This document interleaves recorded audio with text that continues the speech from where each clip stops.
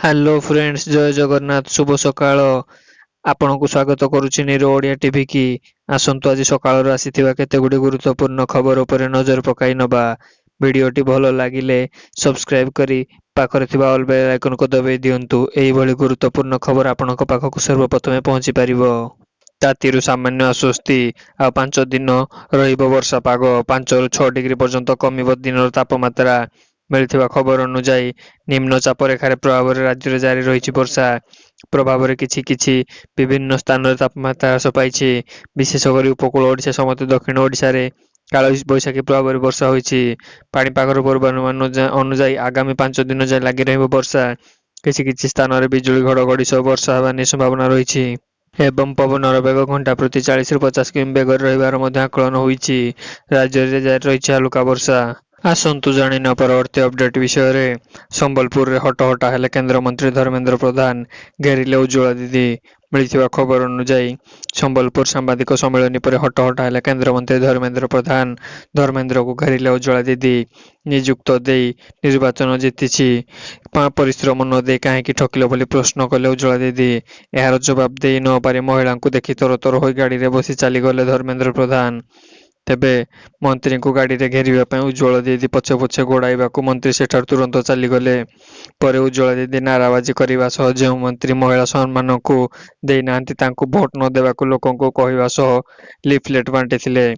ରାଜ୍ୟରେ ପ୍ରାୟ 12,000 ଉଜ୍ଜ୍ୱଳା ଦିଦି ଥିବା ବେଳେ ସମସ୍ତେ ସମ୍ବଲପୁର ସଂସଦୀୟ କ୍ଷେତ୍ରରେ ବୁଲି ବୁଲି ଧର୍ମେନ୍ଦ୍ରଙ୍କ ବିରୋଧ ପ୍ରଚାର କରୁଛନ୍ତି। ଆସନ୍ତୁ ଜାଣିନେବା ପରବର୍ତ୍ତୀ ଅପଡେଟ୍ ବିଷୟରେ। ଟି-20 ବିଶ୍ୱକପ୍ ଲାଗି ଭାରତୀୟ କ୍ରିକେଟ ଦଳର ନୂଆ ଜର୍ସିର ଦାମକୁ ନେଇ ବିବାଦ। ମିଳିଥିବା ଖବର ଅନୁଯାୟୀ ଟି-20 ବିଶ୍ୱକପ୍ ଲାଗି ଭାରତୀୟ କ୍ରିକେଟ ଦଳ ନୂଆ ଜର୍ସି ଉନ୍ମୋଚିତ ହୋଇଛି। ହିମାଚଳ ପ୍ରଦେଶ ଧର୍ମଶାଳାରେ ଆୟୋଜିତ ସ୍ୱତନ୍ତ୍ର ଉତ୍ସବରେ ଏହି ଜର୍ସିର ଉନ୍ମୋଚନ କରାଯାଇଥିବା ବେଳେ ଭାରତୀୟ ଦଳ କିଟ୍ ପ୍ରଯୋଜକ ଆଡିଡାସ୍ ଭିଡିଓ ପ୍ରକାଶ କରି ସୂଚନା ଦେଇଛି।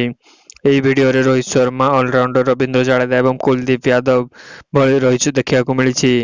ତେବେ ଏହି ଜର୍ସି ଡିଜାଇନ ଅପେକ୍ଷା ଏହାର ଦାମକୁ ନେଇ ଅଧିକ ଚର୍ଚ୍ଚା। ଭାରତୀୟ ଖେଳାଳିଙ୍କ ପାଇଁ ଡିଜାଇନ ହୋଇଥିବା ଏହି ଜର୍ସି ଆଡିଡାସ୍ ଷ୍ଟୋର ଅନଲାଇନରୁ ବିକ୍ରି ହେବା ଆରମ୍ଭ ହୋଇଛି। ଏହି ଜର୍ସି ପାଇଁ ଆଡିଡାସ୍ ଧାର୍ଯ୍ୟ କରିଥିବା ଦାମ ଏବେ ସମସ୍ତଙ୍କୁ ଆଶ୍ଚର୍ଯ୍ୟ। ଜର୍ସିର ଦାମ ଆଡିଡାସ୍ 5,999 ରଖିଥିବା ବେଳେ ଏହାକୁ କିଣିବାକୁ ଚାହିଁବେନି ବୋଲି ଲୋକ କହିବା ଆରମ୍ଭ କରିଛନ୍ତି। କ୍ରିକେଟ ପ୍ରେମୀ କହିଛନ୍ତି ଯେ ଆଡିଡାସ୍ ଜର୍ସିର ଦାମକୁ ଅଧିକ ରଖିଥିବା ସହ ଡିଜାଇନ ସେହିଭଳି ଭଲ ନାହିଁ, ତେଣୁ ଏତେ ଟଙ୍କା ଦେଇ ଆମେ କାହିଁକି କିଣିମୁ। ଆସନ୍ତୁ ଜାଣିନେବା ପରବର୍ତ୍ତୀ ଅପଡେଟ୍ ବିଷୟରେ। ମସଲାରେ ମିଶୁଛି ଏସିଡ୍ ଓ କାଠଗୁଣ୍ଡ, ଜବତ ହେଲା ଟନ୍ ଟନ୍ ଭେଜାଲ ମସଲା, ଗିରଫ ହେଲେ ଅପମିଶ୍ରିତକାରୀ। ମିଳିଥିବା ଖବର ଅନୁଯାୟୀ ରୋଷେଇ ଘରେ ଗୃହିଣୀମାନେ ଯେଉଁ ହଳଦୀ ଗୁଣ୍ଡ, ଧନିଆ ଗୁଣ୍ଡ ଏବଂ ଅନ୍ୟାନ୍ୟ ମସଲା ବ୍ୟବହାର କରୁଛନ୍ତି, ପ୍ରକୃତରେ ସେସବୁ ତାହା ହୋଇନଥାଏ। ଦିଲ୍ଲୀରେ ପୋଲିସ 15 ଟନ୍ ଭଳି ବିପୁଳ ପରିମାଣର ବିଷାକ୍ତ ମସଲା ଜବତ କରିଛି। ଉତ୍ତର ପୂର୍ବ ଦିଲ୍ଲୀରେ କରୱାଲ ନଗର ଅଞ୍ଚଳରେ ଥିବା 2ଟି କାରଖାନାରେ ଏହି ମସଲା ପ୍ରସ୍ତୁତ ହୋଇଥିଲା। ଏହି ଘଟଣାରେ 3 ଜଣଙ୍କୁ ଗିରଫ ହୋଇଥିବା ବେଳେ ସେମାନଙ୍କ ମଧ୍ୟରେ କାରଖାନାର ମାଲିକ ମଧ୍ୟ ରହିଛନ୍ତି। ଦିଲ୍ଲୀପ ସିଂ ସରଫରାଜ ଏବଂ ଖୁର୍ସିଦ ମଲିକ ଗିରଫ ହୋଇଛନ୍ତି। ଦିଲ୍ଲୀପ ସରଫରାଜ କାରଖାନାର ମାଲିକ ବୋଲି ଜଣାପଡ଼ିଛନ୍ତି। ଅଭିଯୁକ୍ତମାନେ ଅପମିଶ୍ରିତ ମସଲାକୁ ସ୍ଥାନୀୟ ବଜାର ଏବଂ ଦିଲ୍ଲୀର ବିକ୍ରେତାମାନଙ୍କୁ ଅଶ୍ଳୀଳ ମସଲା ମୂଲ୍ୟରେ ବିକ୍ରି କରୁଥିଲେ ବୋଲି ଜଣେ ବରିଷ୍ଠ ପୋଲିସ ଅଧିକାରୀ କହିଛନ୍ତି। ତେବେ ପୋଲିସ ଘଟଣାସ୍ଥଳରୁ ନକଲି ମସଲାର ପ୍ରସ୍ତୁତ ପାଇଁ ବ୍ୟବହାର ହେଉଥିବା ପଚା ପତ୍ର ଚାଉଳ, ନଷ୍ଟ ହୋଇଯାଇଥିବା ମିଲେଟ୍, କାଠଗୁଣ୍ଡ, ଲଙ୍କା ଡେମ୍ଫ, ଏସିଡ୍ ଓ ଖାଦ୍ୟ ଅନୁଯୋଗ ଭଳି ତେଲ ଆଦିକୁ ଜବତ କରିବ ବୋଲି କ୍ରାଇମବ୍ରାଞ୍ଚ ଡିସିପି କହିଛନ୍ତି। ଆସନ୍ତୁ ଜାଣିନେବା ପରବର୍ତ୍ତୀ ଅପଡେଟ୍ ବିଷୟରେ। 10ରେ ଭୁବନେଶ୍ୱରରେ ପ୍ରଧାନମନ୍ତ୍ରୀ ମେଗା ରୋଡ୍ ଶୋ। ମିଳିଥିବା ଖବର ଅନୁଯାୟୀ ନିର୍ବାଚନକୁ ଆଖି ଆଗରେ ରଖି ଘୁ ଘୁ ମାଡ଼ି ଆସୁଛନ୍ତି ନେତାମାନେ। ଏହି କ୍ରମରେ ପ୍ରଧାନମନ୍ତ୍ରୀ ନରେନ୍ଦ୍ର ମୋଦି ଓଡ଼ିଶା ଗସ୍ତରେ ଆସିବା ନେଇ ସୂଚନା ମିଳିଛି। ବରହମପୁର ଓ ନବରଙ୍ଗପୁର ଆୟୋଜିତ ଜନସମାରୋହକୁ ଯୋଗ ଦେଇ ଫେରିବା ବେଳେ ଆସନ୍ତା 10 ତାରିଖରେ ପୁଣି ଥରେ ଓଡ଼ିଶା ଆସିବେ ପ୍ରଧାନମନ୍ତ୍ରୀ ନରେନ୍ଦ୍ର ମୋଦି। ଓଡ଼ିଶା ଆସି ଭୁବନେଶ୍ୱରରେ ଏକ ବିଶାଳ ରୋଡ୍ ଶୋରେ ଯୋଗ ଦେବେ ପ୍ରଧାନମନ୍ତ୍ରୀ।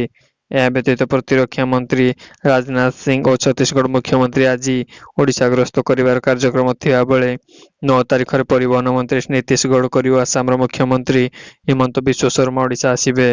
ଆସନ୍ତୁ ଜାଣିନେବା ପରବର୍ତ୍ତୀ ଅପଡେଟ୍ ବିଷୟରେ। ହ୍ରାସ ପାଇଲା ତାତେଇ 40 ଡିଗ୍ରୀ ତଳେ ରାଜ୍ୟର ସବୁ ସହରର ତାପମାତ୍ରା। ମିଳିଥିବା ଖବର ଅନୁଯାୟୀ ଆଶ୍ୱସ୍ତି ଆଣିଲା କାଳବୈଶାଖୀ, ହ୍ରାସ ପାଇଲା ତାତି। 40 ଡିଗ୍ରୀ ତଳେ ରାଜ୍ୟର ସବୁ ସହର, 35 ଡିଗ୍ରୀ ତଳେ 20 ସହରର ତାପମାତ୍ରା ରେକର୍ଡ ହୋଇଛି। ବଲାଙ୍ଗୀର ଏବଂ ଟିଟିଲାଗଡ଼ ସର୍ବାଧିକ ଦିନର ତାପମାତ୍ରା 10 ଡିଗ୍ରୀ ଯାଏଁ ହ୍ରାସ ପାଇଥିବା ବେଳେ ଆଭ୍ୟନ୍ତରୀଣ ଓଡ଼ିଶାର ଅନେକ ସ୍ଥାନରେ 8ରୁ 9 ଡିଗ୍ରୀ ଯାଏଁ ତାତି ହ୍ରାସ ପାଇଛି। ଉପକୂଳ ସହ ପଶ୍ଚିମ ଓଡ଼ିଶାରେ ହ୍ରାସ ପାଇଛି ଦିନର ତାପମାତ୍ରା। ଆସନ୍ତୁ ଜାଣିନେବା ପରବର୍ତ୍ତୀ ଅପଡେଟ୍ ବିଷୟରେ। ପୋଷ୍ଟାଲରେ ଚାକିରି କରିବାର ସୁବର୍ଣ୍ଣ ସୁଯୋଗ, ବାର୍ଷିକ ଦରମା 25 ଲକ୍ଷ। ମିଳିଥିବା ଖବର ଅନୁଯାୟୀ ଭାରତୀୟ ଅନେକ ଯୁବବର୍ଗ ପୋଷ୍ଟାଲ ଚାକିରି ପାଇଁ ସ୍ୱପ୍ନ ଦେଖନ୍ତି। ତେବେ ଏହି ଖବର Indian postal payment bank (IPPB) ଏହି ନିଯୁକ୍ତି ବାହାର କରିଛି। ଏହି ନିଯୁକ୍ତି ମାଧ୍ୟମରେ ଆଇପିପିବି ସର୍କଲ ଆଧାରିତ କାର୍ଯ୍ୟନିର୍ବାହ ପଦବୀ ପୂରଣ ହେବ। ଏଥିପାଇଁ ଅନଲାଇନ ମାଧ୍ୟମରେ ଆବେଦନ ଚାଲିଥିବା ବେଳେ ଏ ନେଇ ଉଭୟ ମହିଳା ଓ ପୁରୁଷ ଆବେଦନ କରିପାରିବେ। ଏହି ନିଯୁକ୍ତି ମାଧ୍ୟମରେ ମୋଟ 54ଟି ପଦବୀ ପୂରଣ ହେବ। ଯୋଗ୍ୟ ଓ ଆଗ୍ରହୀ ପ୍ରାର୍ଥୀମାନେ ଭାରତୀୟ ନୌସେନାର ଅଫିସିଆଲ ୱେବସାଇଟ ibpos.online.ibpsin କୁ ଯାଇ ଆପଣ ଅନଲାଇନ ଆବେଦନ କରିପାରିବେ। ଅନଲାଇନ ଆବେଦନ ଚାଲିଥିବା ବେଳେ ଶେଷ ତାରିଖ 24 ମେ 2024 ରହିଛି। ଶିକ୍ଷାଗତ ଯୋଗ୍ୟତା ଯେକୌଣସି ସ୍ୱୀକୃତିପ୍ରାପ୍ତ ବିଶ୍ୱବିଦ୍ୟାଳୟ ଅନୁଷ୍ଠାନରୁ 10ମ +2 ସହିତ BE computer science, BTech, IT, electronics, MCA, BCA କରିଥିବା ଆବଶ୍ୟକ।